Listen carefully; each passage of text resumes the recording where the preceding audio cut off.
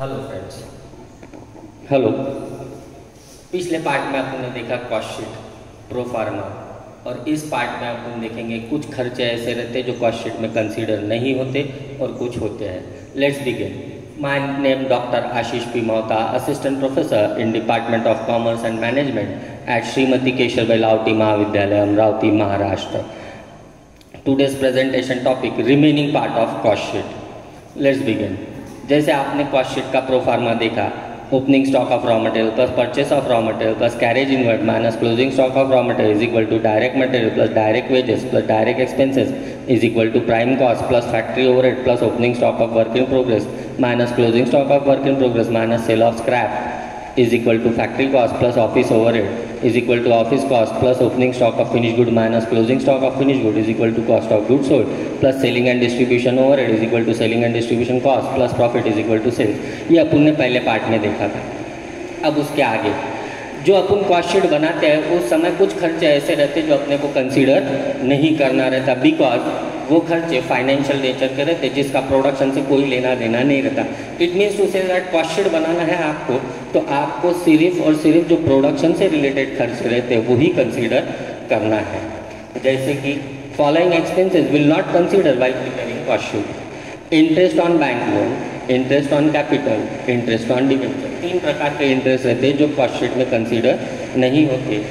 Interest on bank loan, interest on capital और interest on debenture. 2 प्रकार के taxes है, income tax, sale tax. Income tax and sale tax. 2 प्रकार के losses रहते हैं, loss on sale of any asset and depreciation. Depreciation भी एक प्रकार का लॉस है, अपन अपने असेट की कीमत कम करना मतलब अपने को लॉस हो रहा है। 2 प्रकार के रिटर्न ऑफ रहते हैं, return of goodwill and return of preliminary expenses. Return of goodwill, return of preliminary expenses. उसके बाद fine, penalties and donation, purchase of any asset, discount paid, ये discount paid, dividend paid and underwriting commission. ये 14 खर्चे ऐसे हैं जो financial nature के रहते हैं जिनका प्रोडक्शन से कोई लेना देना नहीं है।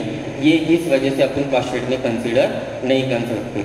उसके बाद में कुछ इनकम ऐसी रहती जो कॉस्ट शीट में कंसीडर नहीं होती, जैसे कि interest receive, discount receive, dividend receive, rent receive. Interest receive, discount receive, dividend receive, rent receive, commission receive, profit on sale of any asset, share transfer fee. ये 7 income ऐसी है जो cost sheet बनाते समय अपन कंसीडर नहीं करते।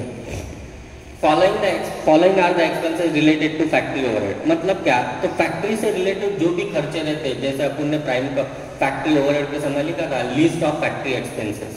जो factory से रिलेटेड जो भी खर्चे रहते हैं वो सब फैक्ट्री ओवरहेड के अंदर लिखे जाते हैं।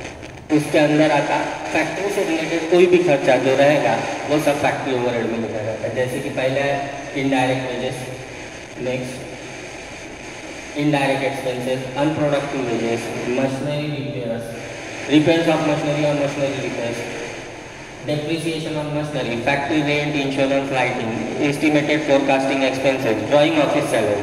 ड्राइंग ऑफिस, अब जैसे कि मैंने आपको बोला जो डायरेक्ट वेजेस रहता वो पहले चल जाता प्राइम कॉस्ट में, इनडायरेक्ट एक्सपेंसेस भी पहले जाता, बट जो इनडायरेक्ट रहेंगे वो सब फैक्ट्री से रिलेटेड रहेंगे। अनप्रोडक्टिव वेजेस जो प्रोडक्शन से रिलेटेड नहीं है उसको बोला जाता अनप्रोडक्टिव वेजेस। तो जो मशीनरी रिपेयर, जो मशीनरी रहती है वो फैक्ट्री में रहती है, उसका जो दुरुस्ती का खर्चा रहता वो यही फैक्ट्री से रिलेटेड एक्सपेंसेस है।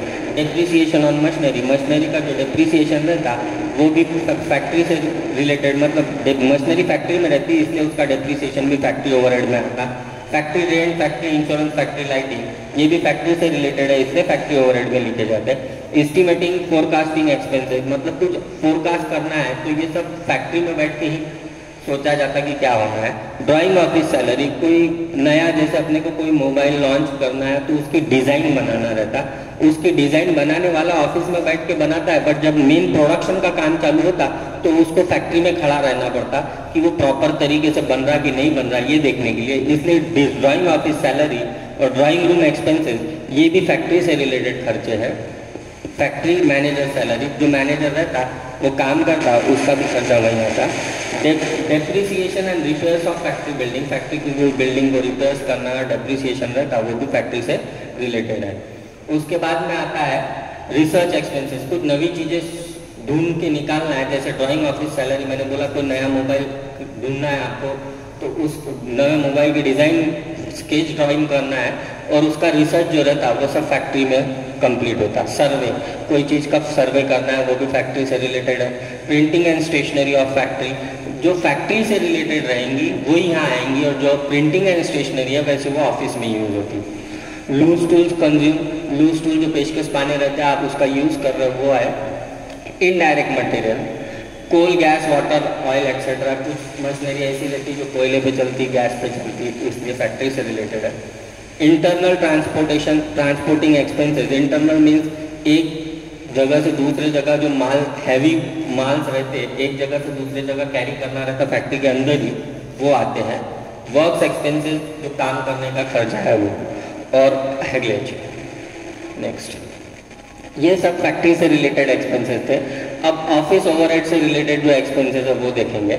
ऑफिस से रिलेटेड डायरेक्टर्स फी, जो डायरेक्टर रहते हैं वो ऑफिस में आते हैं, बैठते हैं, काम करते हैं, उनकी जो चार्जेस रहते हैं वो ऑफिस से दिया जाता। लीगल एक्सपेंसेस, वकील का जो खर्चा रहता है वो भी ऑफिस से पेड होता। Office salary, office rent, office insurance, ये भी खर्चे सब ऑफिस से रिलेटेड है। Depreciation of furniture, furniture office में वापरा जाता है इसलिए उसका डेप्रिसिएशन भी ऑफिस में चार्ज किया जाता। Depreciation on office building, office की बिल्डिंग है उसका डेप्रिसिएशन भी वहीं चार्ज होगा, और रिपेयर फॉर ऑफिस बिल्डिंग भी वहीं चार्ज होगा। Salary to employees and bonus to employees, जो आदमी काम करते अपना उसका पगार और बोनस जो दिवाली के समय दिया जाता है वो सब ऑफिस से रिलेटेड है, इसलिए वहाँ आएगा। मैनेजमेंट एक्सपेंसेस, मैनेजमेंट का जो भी खर्चा रहता है, क्योंकि मैनेजमेंट ऑफिस में बैठ के काम करती इसलिए उसका खर्चा ऑफिस ओवरहेड में आता। एडमिनिस्ट्रेशन एक्सपेंसेस, कुछ भी व्यवस्थापन करना है, एडमिनिस्ट्रेशन करना है, उसका खर्चा वो भी ऑफिस से रिलेटेड आता। ऑफिस लाइटिंग, ऑफिस का जो इलेक्ट्रिक का बिल है उसको ऑफिस लाइटिंग बोला है, वो भी ऑफिस से रिलेटेड है। जनरल एक्सपेंसेस एंड चार्जेस, जो चाय पानी नाश्ते का जो खर्चा रहता है वो ऑफिस में ही किया जाता। फैक्ट्री में कोई आदमी आके उसको चाय पानी नाश्ता लेकर आया जाता, इसलिए उसका खर्चा ऑफिस से रिलेटेड है। नेक्स्ट, बैंक चार्जेस, जो बैंक से रिलेटेड खर्चे रहते वो भी यहीं पे ऐड किए जाते हैं। Next, repairs and maintenance of building, जो ऑफिस की बिल्डिंग है उसको सुधारने का काम भी यहीं पे किया जाता है, इसलिए उसका खर्चा ऑफिस में। अब ऑफिस के बाद में तीसरा पार्ट था, उसमें सेलिंग एंड डिस्ट्रीब्यूशन होगा। सेलिंग एंड डिस्ट्रीब्यूशन से रिलेटेड जो भी खर्चे रहेंगे वो यहाँ लिखे गए हैं। उससे रिलेटेड खर्चे क्या है, तो कैरेज आउटवर्ड, जो एक जगह से अपने प्रोडक्शन होने के बाद अपन माल भेजते हैं दूसरे के दुकान पे, उसके लिए जो ट्रांसपोर्टेशन का खर्च तो बोला जाता है carriage outward. Then advertisement, bad debt, advertisement कुछ अपने को अपनी प्रोडक्ट की एडवर्टाइजमेंट करना है, एडवर्टाइजमेंट की जाती है तो माल ज़्यादा से ज़्यादा बिकने में होता है, यानी सेल से रिलेटेड है। बैड डेट, अपन माल दारी को बेचते, रिस्क लेके बेचते कि भाई अपना माल बिके, इस उद्देश्य से वो बैड डेट भी क्रिएट होता है। Commission to sales and agent, commission दिया जाता है सेल्समैन को। गोडाउन रेंट और warehouse rent, repairs and maintenance of delivery van, delivery van का कुछ खर्चा रहता है उसको भी आता है। डिलीवरी वैन की सैलरी आती है जो ड्राइवर गाड़ी चलाता है। Depreciation on delivery van, delivery van का डेप्रिसिएशन भी चार्ज करना सेलिंग एंड डिस्ट्रीब्यूशन नहीं आता। Counting house salary, counting house salary means क्या है, तो जैसे अपन वेयर हाउस देखे, वेयर हाउस का रेंट और गोडाउन का रेंट, तो गोडाउन में एक आदमी बैठा रहता है पर्टिकुलर, आपने देखा होगा, और वो जब माल अपने गोडाउन से निकलता है तो वो माल लेके जाता, उसी को वो उसका काम रहता है कि पूरा काउंट करके माल अंदर आए और गोडाउन के बाहर जाए, उसको बोलते हैं काउंटिंग हाउस सैलरी। उसकी जो सैलरी रहेगी वो सेलिंग एंड डिस्ट्रीब्यूशन में आती है। ट्रैवलिंग एक्सपेंसेस, एक जगह से दूसरी जगह जाने का काम है, मतलब डिस्ट्रीब्यूशन से रिलेटेड है, इसलिए ट्रैवलिंग एक्सपेंसेस भी सेलिंग एंड डिस्ट्रीब्यूशन में आता। Rent of sales manager, sales manager को जो रेंट दिया जाता है, सैलरी दी जाती है, वो आता है। Staff expenses in industry fair, industrial fair, एक इंडस्ट्री कहीं फेयर करती, कोई इंडस्ट्रियल फेयर होता रहता तो वहाँ पे चाय पानी नाश्ता रहता, कोई स्टाफ लोग जाते हैं तो उससे रिलेटेड है, मतलब सेल्स को प्रमोट करने के लिए फेयर दिए गए, इसलिए वो सेलिंग एंड डिस्ट्रीब्यूशन में आता है। और शोरूम एक्सपेंसेस, कोई शोरूम रहता है उसका खर्चा जो रहता है वो भी सेल से रिलेटेड है, इसलिए वो भी सेलिंग एंड डिस्ट्रीब्यूशन में आता है। And last is selling expenses, जो सेल से ही रिलेटेड है। Thank you.